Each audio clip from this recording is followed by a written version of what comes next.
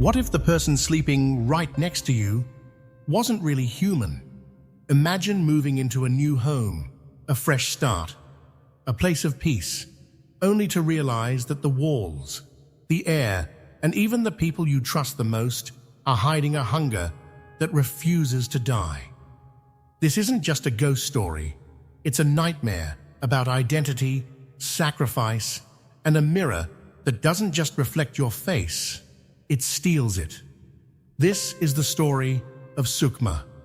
It starts with a silence so heavy, it feels like the world has stopped breathing. We are in a secluded house in Indonesia, far from the noise of the city, surrounded by a stillness that is anything but peaceful. A woman is dragging a body. She is old, weathered by time, her face etched with a strange mix of desperation and determination. The girl she is dragging is young, unconscious, her limbs limp against the cold ground. It's a horrifying sight, the kind that makes your stomach turn. But the old woman doesn't stop. She pulls the girl through the main gate, her eyes darting around, checking for threats that aren't there. Suddenly, a loud crash. A body falls from the upper floor, smashing onto the roof of a car below. It lands with a sickening thud, the metal crumpling under the impact. It's a corpse, a lifeless shell. But here is the chilling part. The old woman doesn't even flinch. She doesn't scream. She doesn't call for help. She ignores the dead body completely, continuing to drag the unconscious girl toward the house as if the dead man is nothing more than a piece of furniture. It's a moment that tells you immediately, this house doesn't value life the way we do. Inside, the house is a labyrinth of shadows. The old woman pulls the girl into a room dominated by a massive object, a mirror. It's gigantic, stretching from floor to ceiling, draped in an antique frame that seems to swallow the light. The old woman begins to weep. She strikes the mirror, her fists pounding against the glass, her voice cracking as she wails. She mumbles about failure. "I failed," she cries. "It didn't work." It's a terrifying introduction. We don't know who they are. We don't know why the man fell. All we know is that this mirror is the center of it all. It is the altar, and the old woman is its desperate priestess. Just then, the girl on the floor begins to stir. Her eyes flutter open. Panic sets in. She realizes she is in danger. She scrambles to her feet, trying to run, but the old woman is faster. In a burst of unnatural strength, she grabs a blunt object and strikes the girl on the head. Darkness. The girl collapses again. The old woman leans in, whispering into the silence, "You are no longer of use." And then the screen fades to black. We wake up to a different reality. A woman named Arini is sitting on a sofa, her face buried in her hands, sobbing uncontrollably. The atmosphere is thick with tension. A man enters the room. His name is Henra. He looks frantic, his eyes scanning the room, his voice sharp. "Where is he, Arini? Where is he hiding?" Arini looks up, tears streaming down her face. "There is no one here," she stammers. "You're imagining things again." Henra doesn't believe her. He storms through the house, chasing a shadow only he can see. He bursts into a room and starts swinging his fists at empty air, fighting an invisible enemy. It's a heartbreaking scene. Henra is losing his mind. Or at least, that's what we are led to believe. Arini follows him, pleading. "Henra, please, there's no one there." Finally, Henra stops. He looks at his hands, then at Arini. The hallucination fades, leaving behind a shattered man. We realize that Henra suffers from severe mental episodes. He sees things that aren't there. He gets violent. And Arini, his wife, is the one who bears the brunt of it. She hands him his medication, her voice trembling. Please, take your medicine. For our son, Ayan. For us. Henry stares at the pills, his jaw tightening. In a fit of rage and denial, he throws the pills across the room. I am not crazy, he screams, and storms out, leaving Arini alone in the wreckage of their marriage. This scene is crucial. It sets the baseline for Arini's life, a life of fear, instability, and a desperate need for safety. It makes us sympathize with her. We understand why she would want to leave. But it also plants a seed of doubt. Was Henry really hallucinating? Or was he seeing something real, something that the others couldn't see? 2 years pass. The landscape changes. We are no longer in the city. We are in a lush, green, isolated part of Indonesia. A car pulls up to a large, beautiful house. It's the same house from the opening scene, but now it looks inviting, almost majestic. Out steps Arini. She looks different, happier, lighter. She is with a new man, Pram, and running alongside them is Ayan, her son. Pram is everything Henry wasn't. Calm, stable, gentle. He is the rock Arini needed. They have moved here because of Pram's job transfer. It's a temporary arrangement, he promises. Just a few months until his promotion comes through. Then they will move to a better place. Arini doesn't mind. The house is gorgeous, spacious, quiet, a perfect place to heal. As they step inside, Arini notices something. The house is incredibly well maintained for a place that's been empty. Then the door opens and an old woman appears. It's Sithi, the same woman from the opening scene. But here, she looks harmless, sweet even. She smiles warmly, introducing herself as the caretaker. She has been looking after this property for 35 years, she says. She lives just next door. Arini feels an instant sense of relief. Having Sithi around will be helpful, especially with Ayan. That afternoon, the atmosphere is idyllic. Local children come by selling fruit. The sun is shining. It feels like a fresh start, but for the viewer, a chill runs down the spine. We know who Sithi is. We know what she is capable of. But Arini walks into this trap with a smile on her face, completely unaware that she has just walked into the lion's den. That night, the house changes. Shadows lengthen. The silence becomes oppressive. Arini is putting Ayan to bed. Pram is in the corner of the room, distracted. He notices a bird's nest in the rafters. He stares at it intensely, his focus unnerving. It's a small moment, but it hints at a mind that is always watching, always analyzing. Arini tries to kiss Pram goodnight, but he pulls away. He's distant. He claims he's tired. But then his mood shifts. He has a surprise, he says. He leads Arini into another room. There, sitting in the center, is a sewing machine. Arini's face lights up. She loves designing clothes. It's a thoughtful gift, a sign that Pram understands her passions. She hugs him, grateful. But as she holds him, the camera lingers on Pram's face. It's blank, cold. There is no joy in his eyes. It's a look that says, the trap is set. The next day, Ayan is playing with his new friends. They are playing hide and seek. Ayan runs into the house, looking for the perfect spot. He finds a door near the kitchen. It has an open padlock hanging from the latch. He opens it and descends into a secret storage room beneath the house. It's dark, dusty. The air is thick with the smell of old wood and damp earth. In the corner, shrouded by a white sheet, stands a massive object. Ayan, being a curious child, pulls the sheet away. It's the mirror, the giant, terrifying mirror from the opening scene.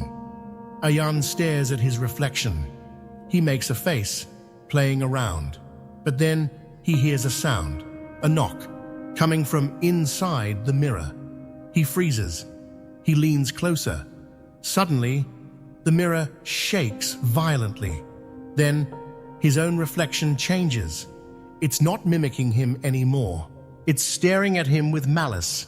Ayan screams, stumbling backward, terrified. He runs out of the room, leaving the mirror behind. This is the first direct contact. The mirror is awake. It knows they are here, and it has its eyes on the boy. The strange occurrences begin to escalate. Ayan's friends can't find him during the game, so Arini goes looking for him. She finds him in the yard, dazed. He's quiet, shaken. He doesn't tell his mother what he saw. But that night, something even more disturbing happens. Ayan sleepwalks. He walks out of his room, his eyes open but unseeing. He walks to the piano in the living room. He starts banging his head against the piano keys, creating a discordant, horrifying melody. Pram wakes up and rushes downstairs. He finds Ayan in a trance. He gently carries him back to bed. But on the table, he sees something. A drawing. Ayan has drawn the house. And next to the house, he has drawn the mirror. Inside the mirror, he has drawn a dark, shadowy figure. It's a warning. Pram asks Arini if Ayan has a history of sleepwalking. She says no. This is new. Pram seems concerned, but there is a flicker of something else in his eyes. Calculation. The next morning, Pram orders the workers to bring the mirror up from the basement. He wants it in their bedroom. Arini is confused. Why? It's an old, creepy mirror. But Pram insists. It's an antique. It belongs in the main room. Arini feels uneasy, but she doesn't argue. She doesn't want to disrupt the peace. She doesn't know that by bringing that mirror into their sanctuary, she is inviting the devil into her bedroom. The mirror takes its place in the master bedroom, and almost immediately, the atmosphere in the house sours. One day, Arini is working at her sewing machine.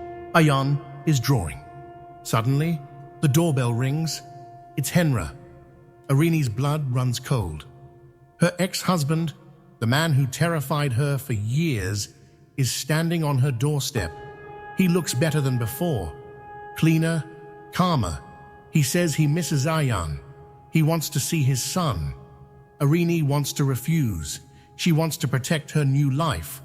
But before she can send him away, Ayan runs out. Papa, Henra's face lights up. He has brought a gift. He wants to take Ayan swimming at the hotel nearby. Arini is caught in a difficult position. She can't say no in front of Ayan without causing a scene. Sithi, the caretaker, intervenes, encouraging Ayan to go with his father. Cornered, Arini reluctantly agrees, but she warns Henra to bring him back before Pram gets home. It's a moment of intense vulnerability. Arini is stuck between her traumatic past and her fragile present. Hours pass. A storm rolls in. Rain lashes against the windows. Henra doesn't return. Arini is frantic. She calls him repeatedly. No answer. Finally, she and Pram decide to go look for them. Just as they are about to leave, Henra's car pulls up. He drops Ayan off. But the tension between the three adults is palpable. Pram is furious. Henra is defensive. And Arini is a nervous wreck. Inside, the confrontation turns ugly. Arini snaps. She screams at Henra, telling him he is unstable, that he can't protect them, that he never could. You couldn't give us safety for 5 years, she yells. Pram gave us that in 1 day. Henra, stung by the betrayal and the truth, grabs Arini by the arm. You don't trust me? Pram intervenes, shoving Henra away. "Get out!" Henra leaves, but the damage is done. The illusion of Arini's perfect life is cracking. The stress is making her see things. That night, she has a nightmare. She dreams she is on a cliffside, her bed pushed to the edge of a precipice. The mirror stands before her. She sees a woman and two daughters. One daughter runs into the mirror and disappears. The other woman screams. Arini wakes up gasping. She goes to the bathroom to splash water on her face. The lights flicker. Then they explode. In the darkness, she sees a figure. It's Ayan. He's running towards the bedroom. Arini chases him. She finds him standing in front of the mirror, but he's not in the room. He's inside the mirror. He is banging on the glass, screaming, "Mommy, help me!" Arini screams. She grabs a flower vase and throws it at the mirror. It doesn't break. It doesn't even scratch. Suddenly, Ayan vanishes from inside the mirror. And then the mirror tips over, crashing onto Arini. She wakes up for real this time. It was a dream within a dream. A nightmare nested inside a nightmare. She runs to check on Ayan. He's missing from his bed. Panic surges. She runs downstairs. She finds Sithi sitting in a rocking chair, holding Ayan. He is asleep. "He was sleepwalking again," Sithi says softly. "I put him back to sleep." Arini grabs her son and runs back to her room. She is trembling. She calls her friend, Lilith, for comfort. But while she is on the phone, she sees something in the mirror. It's Pram. He is standing behind her. But when she turns around, no one is there. She looks back at the mirror. He is still there. He is speaking to her from inside the reflection. "Run, Arini. Get out of here." Lilith on the phone is confused. Who are you talking to? Arini is losing her grip on reality. Or is she? Pram comes home early from work. He finds her huddled in a corner, terrified. He holds her, comforting her, but the viewer notices something odd. Pram is comforting her, but his eyes are on the mirror. Gustui. The haunting doesn't stop. Arini sees a woman in the mirror, someone who looks exactly like her, wearing the same clothes. The woman in the mirror points at her, warning her. Arini decides she needs answers. She visits an antique shop, showing a picture of the mirror to the owner. He doesn't recognize it, but a young woman in the shop does. Her name is Tias. Tias has been investigating this mirror for years. She tells Arini that the mirror is linked to the disappearance of her sister, Sari. 2 years ago, Sari lived in that same house. She called Tias one day, terrified, claiming she was seeing things, that people in the house wanted to hurt her. Tias didn't believe her at the time. Then, Sari and her mother were found dead. The police called it a robbery gone wrong. But Tias knows the truth. Her sister was murdered by something supernatural. Tias shows Arini a book. It contains an image of the mirror and a symbol. The same symbol Arini saw on the mirror's frame. They realize the mirror is a gateway, a tool for black magic. Arini rushes back to the house. She confronts Sithi. Sithi's demeanor changes instantly. The sweet old lady vanishes, replaced by a cold, calculating stare. Arini asks about Sari. She asks about the mirror. Sithi smiles. "Sari was beautiful," she says. "Just like you." She invites Arini to her house next door. She says she will explain everything. Arini, desperate for the truth, follows her. Inside Sithi's house, the atmosphere is stifling. Sithi locks the door behind them. She begins to tell the story. "My real name is Sukma," she says, "and this body, it's wearing out." She explains the ritual. The mirror has the power to swap souls. During an eclipse, if the ritual is performed correctly, an old soul can transfer into a young, healthy body. Sari was supposed to be her new vessel, but she failed. Sari fought back, so they had to kill her. And now, Sukma whispers, I need a new body, a healthy one, like yours. Arini realizes she has walked right into a trap. She tries to run, but Sukma attacks her. Arini fights back, smashing a glass over Sukma's head. She unlocks the door and sprints out of the house, running blindly toward the main road. Just then, Pram drives up. He sees her running, terrified. He stops the car. Arini jumps in. Drive! She tried to kill me. Pram, she killed Sari. Pram looks at her, his face unreadable. He starts driving. He drives them back to the house. No! Arini screams. Not the house. We have to leave. Pram stops the car in the driveway. He turns to her. His expression is no longer loving. It's empty. I can't let you leave, Arini, he says calmly. We've waited too long for this. The realization hits Arini like a physical blow. Pram isn't her husband. He isn't her savior. He is one of them. And the betrayal is absolute. Arini tries to run, but Pram catches her. He drags her into the house. Sukma arrives. The two of them, the old woman and the young husband, are partners. They are a centuries-old couple, swapping bodies to stay alive. And tonight is the night. The eclipse is beginning. They need Arini's body for Sukma, and they need a new male body for Pram, as his current vessel is starting to deteriorate. But they can't find Ayan. He has hidden somewhere in the house. This gives Arini a sliver of hope. Meanwhile, the movie takes us back to the opening scene. We see Sari's death again. We see how Pram and the previous male vessel killed Sari's husband and threw him from the balcony. That was the body that fell on the car. We see Sukma weeping over the mirror. She wasn't crying because Sari died. She was crying because the ritual failed. Now, the timeline snaps back to the present. Arini is tied up in front of the mirror. The ritual begins. Sukma starts chanting. She cuts Arini's hand, letting the blood drip onto the mirror. The glass begins to ripple like water. Suddenly, the doorbell rings. It's Henra. He has come back to check on Ayan.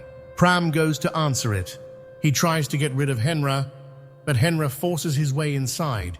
He sees Arini tied up. He sees the blood. He knows something is wrong.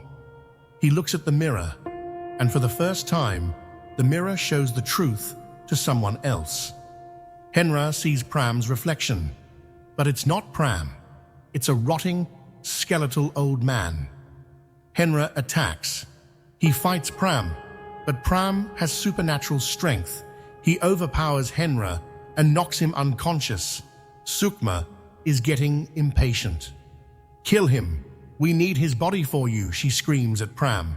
They decide to perform the ritual immediately. They will swap Pram's soul into Henra's body and Sukma's soul into Arini's body. They drag Henra and Arini into the secret room, the world inside the mirror. This place is a purgatory, a dark, cavernous realm filled with the souls of everyone they have ever stolen. They are trapped here, screaming, clawing at the walls. Arini is strapped to a stone altar. Henra is beside her. The ritual knife comes down. But suddenly, a rock flies through the air and hits Sukma in the head.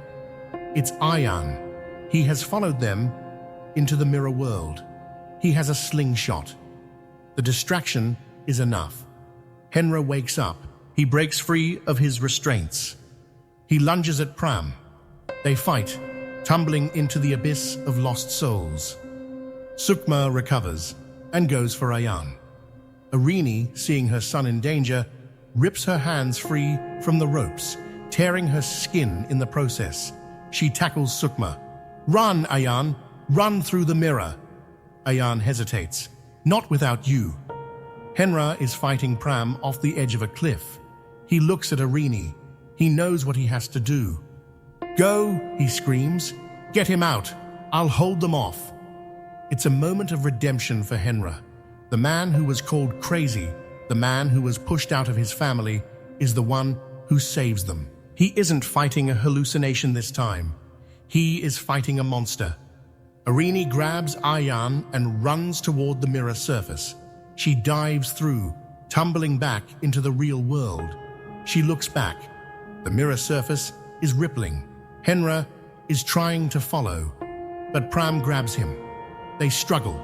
Henra kicks Pram away and reaches for Arini's hand. She pulls him through. They collapse on the floor of the bedroom. The mirror falls silent. It's over. They are safe. Days later, Arini and Ayan are living with Henra. They are a family again. The trauma has brought them closer. Henra is getting better. He is kind, attentive, and loving. It seems like the perfect happy ending. One afternoon, Tyas comes to visit. She has found a photograph for Arini. It's a picture of Sari and her husband. Arini looks at the photo. The husband is Pram, or rather, the vessel Pram was using before he moved to Henra's body. Then Tyas hands Arini a cup of tea. Arini watches Henra. He is sitting across the room. He reaches for his teacup, and he holds it with his pinky finger extended. A peculiar, specific gesture. Arini freezes. She remembers Pram doing that. Every single time he drank tea, a cold dread washes over her. She looks at Henra. He smiles at her. It's a warm smile. But for a split second, his eyes flicker. They aren't Henra's eyes. They are cold, calculating. The truth crashes down on Arini. Henra didn't make it out. The soul that escaped the mirror world was Pram's. Inside the mirror, we see the final piece of the puzzle. Sukma is dying. Her body is broken. She looks at the real Henra, whose soul is now trapped in the mirror. She is furious. She failed to get Arini's body. But Pram, now in Henra's body, he succeeded. He managed to swap bodies during the fight. He is out there, living with Arini, raising her son. And Arini knows. She looks at her husband, this stranger wearing the face of the man who tried to save her. She is trapped in a nightmare far worse than the one she escaped. She can't scream. She can't run. Because if she does, he will know that she knows. She smiles back at him, a mask of terror hiding behind her eyes. Because in the end, the mirror didn't just steal their faces, it stole their happily ever after. And if you pay close attention to that final scene, you'll notice something haunting. The way Henra closes the door, it's the exact same way the old man closed the door at the very beginning. The truth was hidden in plain sight from the very first minute. Even though the story ended, something about it still doesn't feel finished. Maybe it's the look in Arini's eyes, that silent scream, that realization that the safest place she thought she had found was actually the cage she can never escape. And that is the true horror of Sukma. It's not the ghosts, it's not the blood, it's the fact that the person you love, the person you sleep next to, might just be a stranger wearing a stolen face. So, the next time you look into a mirror, ask yourself, is the person staring back really you? Or are they just waiting for the right moment to step through? Because in the end, the real horror wasn't what they saw in the mirror, it was what they never saw coming.